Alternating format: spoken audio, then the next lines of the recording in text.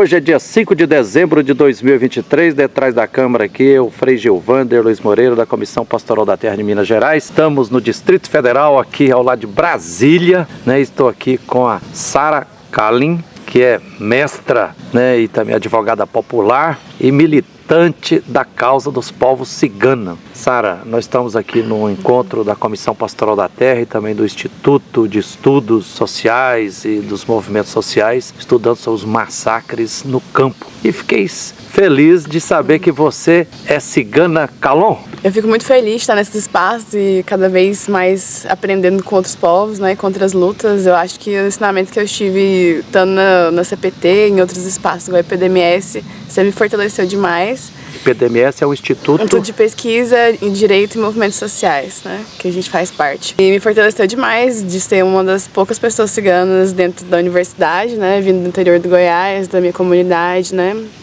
de uma família que não teve muita oportunidade. Fico feliz de ter conhecido o Frei aqui nesse espaço, né, que já conhece outros povos ciganos no Brasil. E estando aqui no DF, mas em Goiás, né, que é um dos estados que mais tem meu povo, a gente não tem uma contagem oficial. A gente acha que tem por conta da Munic, né, que é a contagem dos próprios municípios, mas a gente está numa luta aí de anos, né, tentando no MPF para que o IBGE faça pela primeira vez no Brasil a contagem dos povos ciganos, que nunca foi feita. Não foi incluído no último censo agora, não? A gente pressiona há anos, o MPF já deu vários pareceres para o IBGE e eles ainda não fizeram a contagem do nosso povo. Então, assim, um povo igual ao nosso, principalmente da minha etnia, né, Kalon, que está aqui desde a colonização, né, desde o primeiro momento que esse país foi inventado. E até hoje, a gente sendo tido como um povo de fora, assim, é lamentável, né? E é bem triste pra gente, porque se a gente não sabe o número de povos ciganos no Brasil, a gente não sabe oferecer política pública para esse povo. Então a gente deixa ele na invisibilidade, né? A nossa luta começa daí, né? Pra ser visto primeiro, pra depois, né, a gente poder lutar pelos nossos direitos também. Sara, além de ser cigana Kalon, inclusive você traz no nome Sara, que é a padroeira, patrona dos povos ciganos, não é? Isso não é bem verdade, não. Na verdade, é tipo assim, os Kalon tem um pouco de referência com ela e alguns Rons também, mas pelo menos o Sint, né, que é a outra terceira etnia aqui, não tem muita força, não. A Sara Kalin, ela aparece ali na cultura do sul da França, né? Tem uma peregrinação no sul da França que se chama Mar de la Mer. Inclusive, meu primo Luiz já foi, fez umas fotografias muito lindas lá dessa romaria. E ela é uma padroeira que foi trazida pra cá, pro Brasil, muito recentemente, sabe? Na verdade, é mais do século passado. Então, assim, é um imaginário aí que a Umbanda criou, né, no Brasil, mas os ciganos acabaram assimilando adotando essa perspectiva, né? É bonito, é uma santa que tem referência com refugiado e com pessoa que peregrina no mundo, então é bom assimilar essas coisas boas. Exato. Ô Sara, então, mas não tem a contagem, não foi feito o censo ainda, mas estima-se que tem acima de 1 milhão, de ciganos no Brasil, não é? Sim, tanto itinerante no trecho ainda, né? Principalmente minha etnia, Kalon, ainda tá muito no trecho. Aqui em Goiás tem muito cigano no trecho. Semi-itinerante, igual a minha família, gente que tem lugar fixo, mas vive aí de vendas, né? Viaja no Brasil todo, aqui na comunidade Trindade, que é uma das maiores comunidades sedentárias do Brasil. Funciona dessa maneira também. Ou sedentarizada já, sabe? Igual a minha família, né? Que já arrumou uma cidade boa pra ficar, que foi Pontalina, e não quis sair de lá mais, né? Estima-se, sim, que há mais de 1 milhão de ciganos no Brasil. E, assim, a gente continua sendo um povo não visto, né? Apesar do Brasil comungar muito da cultura cigana no geral, né? O circo chegou aqui pelas mãos do meu povo, né? O pandeiro que o samba comunga foi trazido pelo meu povo. Várias palavras do português vêm da nossa língua, né? Quando você fala que algo é de baixo calão, você está falando que é do calão, né? Exatamente. Sara, e o estado de Goiás é o estado que tem a maior contingente de ciganos Kalon do Brasil? A gente ainda perde para a Bahia nesse sentido, sabe? A Bahia é o estado que ainda mais tem povos ciganos Kalon no Brasil. E aí a briga pelo segundo lugar fica entre Goiás e Minas Gerais, né? Mas eu ainda acho que Goiás tem mais, assim, pelo que a gente pode ver, assim, das comunidades e o número que a gente tem dessas comunidades, né? Aqui a gente, praticamente, quase toda a cidade de Goiás tem alguma comunidade, seja pequena ou grande, seja itinerante ou não, esteja seja na barraca ou não, já tem a residência, né? A maioria das cidades hoje funciona com os bairros ciganos, né? Trindade hoje, assim, tem mais de 1.200 povos ciganos Calon lá organizados num bairro só. Então, assim, hoje Trindade já é essa referência, né, na luta dos direitos. Meu primo Júlio César, que é a liderança lá, tá se organizando politicamente, vai se lançar candidato ano que vem. Então, assim, a gente tá aí na luta também, se colocando mais nos espaços. Que beleza. Em Minas Gerais, Sara, Minas Gerais tem 856 municípios e nós já apuramos que já testamos a presença de povos ciganos em mais de 300 cidades. E para nós da Comissão Pastoral da Terra, nos caiu a ficha nos últimos 10 anos aí que povo cigano é povo tradicional, com a cultura belíssima, milenar, Sim. né? E como a Comissão Pastoral da Terra tem a missão de acompanhar e defender o campesinato, os povos e comunidades tradicionais, então é dever e é missão. Sim. Todo agente de pastoral da Comissão Pastoral da Terra estará ao lado dos povos ciganos também, né? Então, tendo acompanhamento lá, mas lá, Sara, nós temos ouvido muito em Minas Gerais assim, até já entrevistei muitos lá, eles falam assim, Frei Gilvander, os ciganos são andarilhos e peregrinos, não é simplesmente porque gosta, não, é porque às vezes não tem terra para fixar a residência e aí tem que ser com a tenda mesmo, porque é menos complicado você arrancar a tenda e a polícia expulsa, mas agora tem muitos reclamando, Sara, que está ficando praticamente impossível continuar sendo itinerante, porque se sai de uma cidade, chega na próxima cidade, já tem a guarda municipal, tem a polícia militar e não deixa instalar o acampamento. Como é que você está sentindo essa realidade em Goiás e pelo Brasil? Acho que essa realidade ela nunca mudou, ela tem ficado pior, na verdade, sabe? Meu avô e minha avó foram do trecho muitos anos, sabe? E eles escolheram Pontalina não foi à toa, foi uma cidade que recebeu eles bem, assim, sem muitos preconceitos, sabe? E deixaram ficar. Mas assim, Tubiara mesmo é um caso assim que eu acho muito grave, né?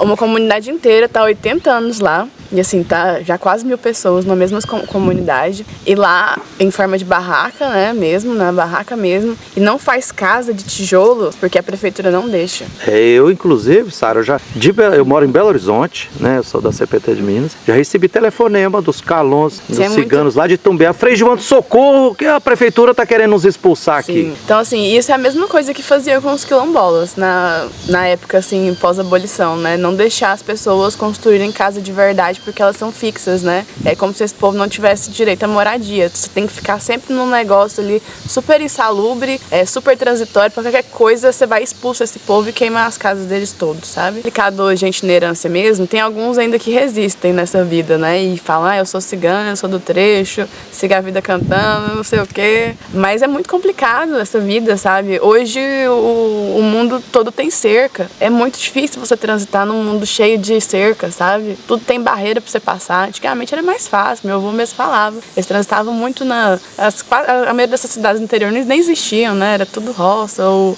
coisa que não era dono de ninguém. Era muito fácil transitar naquela época. Mas meus primos da Paraíba também, que é a maior comunidade cigana sedentária do Brasil, está em Souza, na Paraíba, né? A comunidade da minha prima Marci. Lá são quase 3.000 ciganos na mesma comunidade. E o pai dela sempre fala, deu uma entrevista esses poucos ano passado, ele fala, eu gostava do trecho, mas hoje é quase impossível fazer isso, sabe? É uma vida muito complicada, porque tudo tem dono. E esses donos não querem receber a gente, sabe? Já foi a época, sabe, que a gente era bem recebida nas fazendas. E era outra mentalidade. Hoje o agronegócio não deixa a gente passar em cima de uma soja dessa pra montar acampamentos. Eu tenho ouvido muito de vários parentes ciganos dizendo assim, nós estamos sendo encurralados. Sim. Eu falei, a mesma expressão que eu estou ouvindo dos quilombolas, dos geraizeiros, nós estamos sendo encurralados, né? Sim, muito. Agora, Sara, parece que o movimento de resistência de luta cigana está crescendo, né? Como é que está a organização? Demais, o ativismo cigano na última década, ele cresceu demais, com juventude cigana, né, se organizando tipo eu, né, se colocando nos espaços. Mas assim, isso começou com os primeiros de nós dentro da universidade, né, e aí a gente começou a ter mais espaço de fala, espaço de ter voz, espaço de escrever sobre a própria história, né, porque antes a gente era só objeto de pesquisa, né, aí hoje a gente tá falando a nossa própria... Já tem vários ciganos, como você, na universidade? Sim,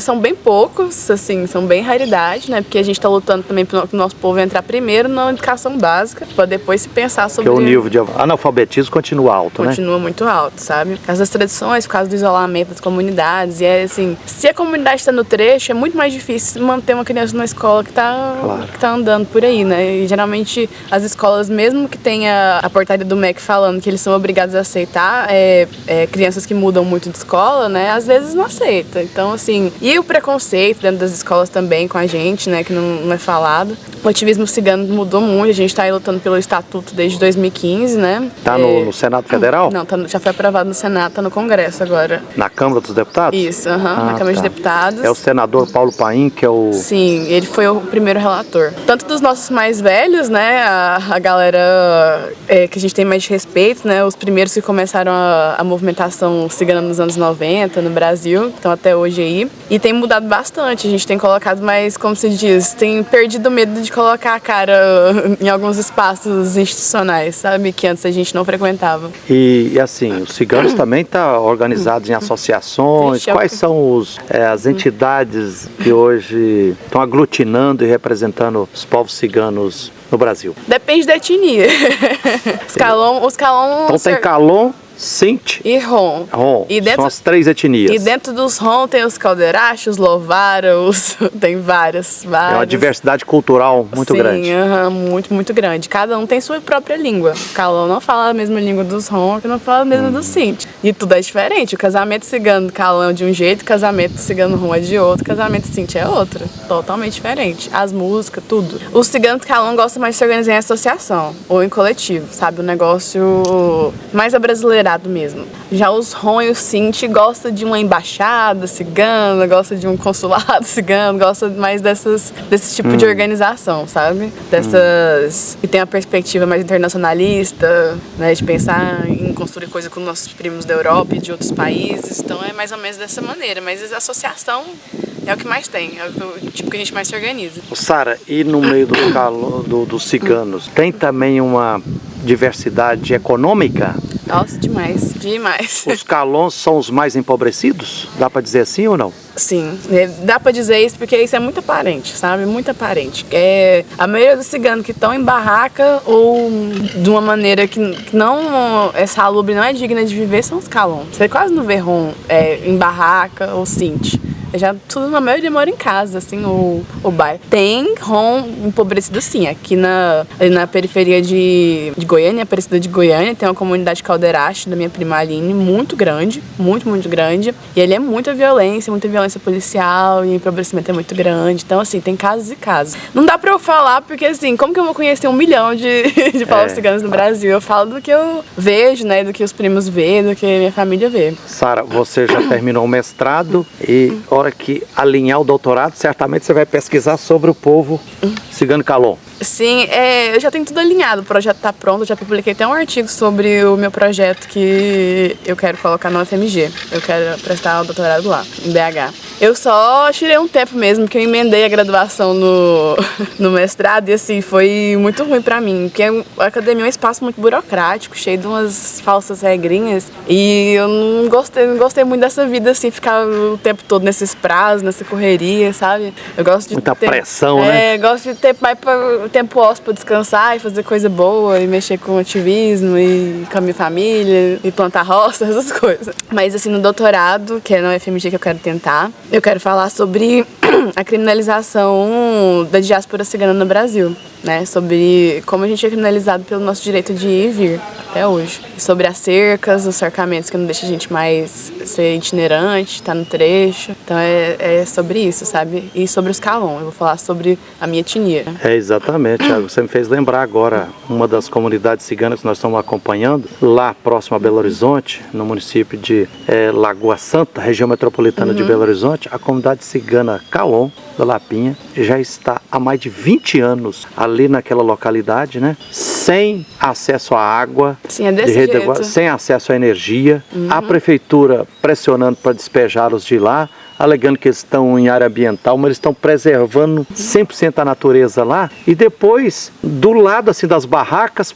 passa o asfalto com a rede de energia da CEMIG e embaixo com a rede de água e saneamento da Copasa. E servindo água, todos os vizinhos, menos os chacareiros, têm rede de água, de energia, e os Calon não. Eu falei, isso é um racismo estrutural. Que demais. Tragédia um negócio desse, não é? Aí um cigano lá me fala, Frei Gilvando, outro dia de vez em quando nós estamos aqui, mas de vez em quando ele tem que dar um giro, inclusive para vender as coisas. Sim. Chegamos na cidade de Conceição do Mato Dentro. Quando fomos chegando, a polícia militar chegou e falou, não, vocês não podem armar a barraca não, vocês não podem fixar aqui não. Foi, então a polícia militar está nos proibindo, diz que a gente não pode ter o direito de ir e andar mais não. Isso acontece muito, né? Continua acontecendo, aliás.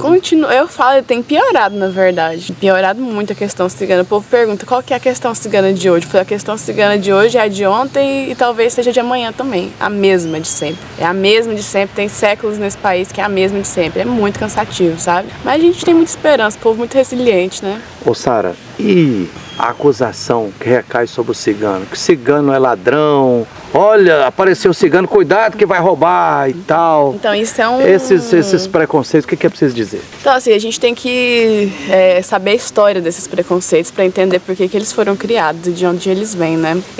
Essa questão de cigano ser ladrão, de roubar criança, ele vem da Europa, né? De onde veio a nossa diáspora que chegou no Brasil. Então, ali, anteriormente mesmo ao nazismo, né, na Europa, bem antes de acontecer o Holocausto, né, que matou meu povo também nos campos de concentração, já estavam se organizando principalmente o leste europeu, naquela questão da supremacia branca, do eugenismo branco, né, daquela questão ariana muito forte. E foi se criado um mito ali no leste europeu que o povo cigano estava roubando a criança da Europa. No caso, estava roubando a pureza racial das crianças europeias, né? Quando estava misturando sangue, né? Então vem daí essa questão de cigano ser ladrão de criança. E de ser ladrão também, né? A gente estava como se a gente fosse imundo, né? Ali, né? Naquele espaço, e estivesse misturando um povo que é do trecho, que não gosta de trabalhar, que tem sua própria cultura e resiste à cultura do outro, né? E etc. E gosta de se preservar na sua comunidade.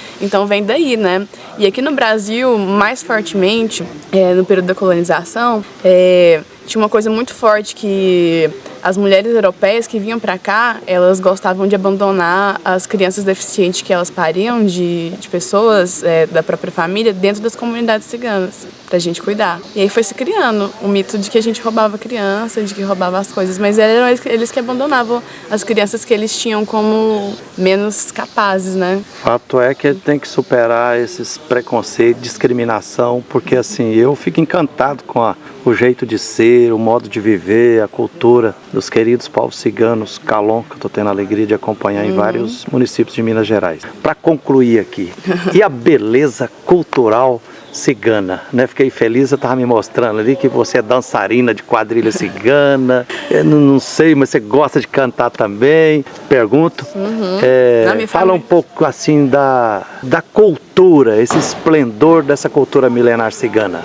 Todo cigano acaba fazendo alguma coisa cultural, artística na vida, sabe? Lá em casa mesmo, meu irmão toca, canta, minha avó é cantadeira de folia e contadeira de conto desde criança, sabe? Minha tia-avó também, elas têm aquelas vozes de cantadeira de folia bem, bem raiz.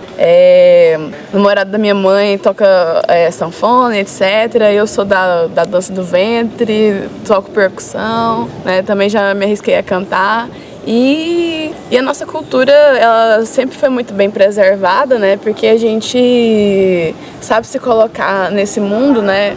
Respeitando a individualidade das outras culturas, né? E mantendo a nossa, né? Porque acho que o mundo, ele não deveria ter um preceito de universidade, sabe? Acho que um mundo, ele deveria ser fundado num preceito de diversidade, sabe? Acho que cada um construindo seu próprio mundo, na sua própria originalidade, na sua própria questão de mundo, é um mundo muito mais bonito, muito mais diverso. Acho que o mundo branco, né, que foi fundado com a Europa, quer que todo mundo seja igual a ele, ande como ele, vista como ele, né, cante como ele, e não respeita as outras culturas, né, de fato. Que mundo chato e horrível seria, né, sem as culturas dos diversos povos que a gente tem no Brasil e no mundo. Nossa, seria um mundo horrível, um mundo, assim, muito horrível, mas assim, nosso povo sempre foi um povo muito associado à cultura, né? A gente vai ver muitos artistas ciganos aqui em Goiás e no mundo que gostam de cantar, que vivem dessa coisa, mas eu acho que a cultura, ela nos tira um pouco desse sofrimento, né? Faz a gente esquecer um pouco do sofrimento que a gente passa, né? Então, assim, a gente tem a dança, tem as músicas, tem as cantorias justamente para isso, né? Para continuar na nossa resiliência, na nossa força de sempre. Que beleza, Sara Kalen. Estamos fazendo essa gravação aqui, vou colocar lá num trem chamado YouTube, canal Frei Gilvander Luta pela Terra e por Direito, para inspirar o fortalecimento da luta pela resistência, pelo respeito a essa querida comunidade cigana, muito plural, uma cultura milenar maravilhosa, né? E luta que passa necessariamente por conquista de territórios, né? Sara, se alguém quiser te encontrar via internet, é possível? Demais. Coloca @Coletivo Ciganagens no Instagram que vocês vão achar a gente. Coletivo Ciganagens. Isso. Que beleza. Sigamos a caminhada e viva o povo cigano Calon. Viva.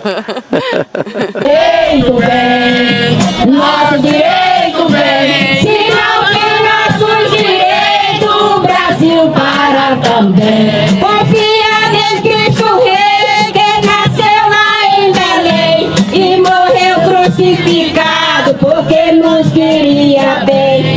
Confia em seu amor, reclama Deus doutor, mas nosso direito vem, nosso direito vem.